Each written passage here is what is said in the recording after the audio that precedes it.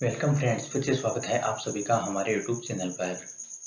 आज हम मौर्य साम्राज्य को कंप्लीट करने वाले हैं। सिर्फ एक ही वीडियो को एंड तक देखना और मौर्य साम्राज्य आपको कंप्लीट तैयार हो जाएगा। बिना टाइम वेस्ट किए पहले क्वेश्चन पर चलते हैं। यूनानियों को भारत से बाहर किसने निकाला था? पहला ऑप्शन चंद्रगुप्त मौर्य, दूसरा चंद्रगुप्त विक्रमादित्य, तीसरा अशोक, चौथा बिंदुसार। इसका आंसर हो जाएगा पहला ऑप्शन चंद्रगुप्त मौर्य। फ्रेंड्स, 305 ईस्वी में यूनानी शासक सेल्यूकस और चंद्रगुप्त मौर्य के बीच युद्ध हुआ था और उसी युद्ध में संधि के फलस्वरूप सेल्यूकस ने अपनी बेटी का विवाह चंद्रगुप्त मौर्य के साथ किया और दहेज में कुछ क्षेत्र दिए थे: एरिया, अराकोसिया, जेड्रोसिया, पेरीपेमी, सदाई। फ्रेंड्स, वीडियो को लाइक अगर पसंद आए तो करना, पर शेयर जरूर करना। सभी के पास यह वीडियो पहुंचना चाहिए फ्रेंड्स। नेक्स्ट क्वेश्चन देखते हैं। चंद्रगुप्त मौर्य ने अपने अंतिम दिन कहाँ गुजारे थे? पहला काशी, दूसरा पाटलिपुत्र, तीसरा उज्जैन, चौथा श्रवणबेलगोला। तो इसका आंसर हो जाएगा चौथा ऑप्शन श्रवणबेलगोला।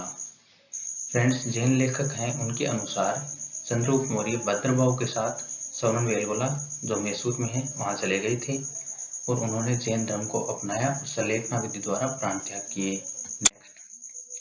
चंद्रगुप्त मौर्य का पुत्र कौन था? पहला बिंदुसार, दूसरा चंद्रगुप्त द्वितीय, तीसरा अशोक, चौथा बिंबिसार। तो इसका आंसर हो जाएगा पहला ऑप्शन बिंदुसार चंद्रगुप्त मौर्य का पुत्र था। बिंदुसार को कुछ उपाधियां दी गई हैं: अमित्रघात, और यूनानी शासक उसे अमित्रोचेटस कहते थे। उपाधि से क्वेश्चन आ सकता है, अमित्रघात और अमित्रोचेटस किसे कहते थे? उसका आंसर है बिंदुसार। बिंदुसार का पुत्र कौन था? पहला अशोक, दूसरा चंद्रगुप्त, तीसरा बिंबिसार, चौथा अजातशत्रु। तो इसका आंसर हो जाएगा पहला ऑप्शन अशोक। अशोक मौर्य राजवंश का महान सम्राट था और वह बिंदुसार का पुत्र था। बिंदुसार के शासन के दौरान अशांति कहाँ थी? पहला उज्जैन, दूसरा पुष्कलावती, तीसरा तक्षशिला, चौथा राजगृह। इसका आंसर हो जाएगा तीसरा ऑप्शन तक्षशिला में अशांति हुई थी। फ्रेंड्स, चंद्रगुप्त मौर्य का उत्तराधिकारी था बिंदुसार और उसके शासनकाल में तक्षशिला में विद्रोह हुआ था।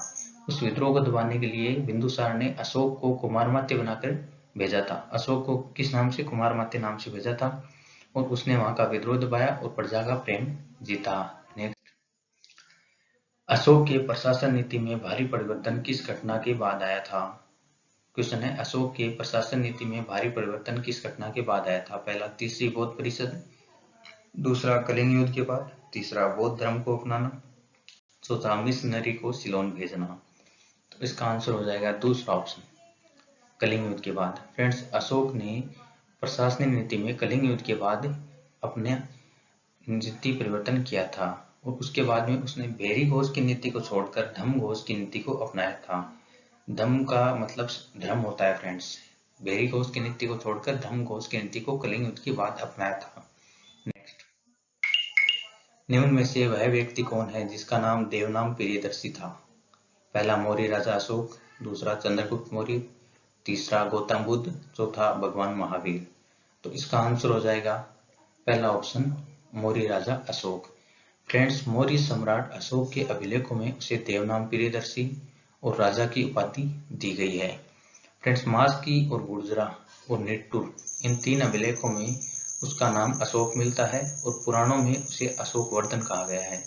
फिर से सुन लीजिए, उपाधि से संबंधित क्वेश्चन आ सकता है। मौर्य सम्राट अशोक था, उसे देवनाम प्रियदर्शी और राजा की उपाधि से संबोधित किया गया था। तीन अभिलेख है, मास्की, गुर्जरा और निट्टूर, उसमें उसका नाम अशोक मिलता है और पुराणों में अशोक को अशोक वर्धन का नाम दिया गया है। नेक्स्ट, कलिंग युद्ध के बाद निम्न में से किसने महाराज अशोक के रूपांतरण को दर्ज किया? पहला है रोक एडिक्ट द्वितीय, रोक एडिक्ट 6, रोक एडिक्ट 4, रोक एडिक्ट 13। तो इसका आंसर हो जाएगा चौथा ऑप्शन रोक एडिक्ट 13। फ्रेंड्स, 13वां जो शिलालेख है उसमें कलिंग युद्ध के संदर्भ में स्पष्ट साक्ष्य मिलता है और यह घटना अशोक के शासन के 8वें वर्ष अर्थात 216 में घटित हुई थी, जिसमें उसने युद्ध त्याग की घोषणा की थी और भेरी घोष से धम्म घोष की नीति को अपनाया था। फिर से सुन लीजिए, जो 13वां शिलालेख है, रोक एडिक्ट शिलालेख को कहते हैं, 13वां शिलालेख है, उसमें कलिंग युद्ध के संबंध में कुछ साक्ष्य मिलता है और उसी से पता चलता है कि यह अशोक के शासन के 8वें वर्ष में अर्थात 216 में घटित हुई और उसमें भेरी घोष की नीति को छोड़कर धम्म घोष की नीति यानी कि धर्म की ओर चलने का संदेश दिया गया है। नेक्स्ट, चंद्रगुप्त मौर्य के दरबार में भेजा गया यूनानी राजदूत था।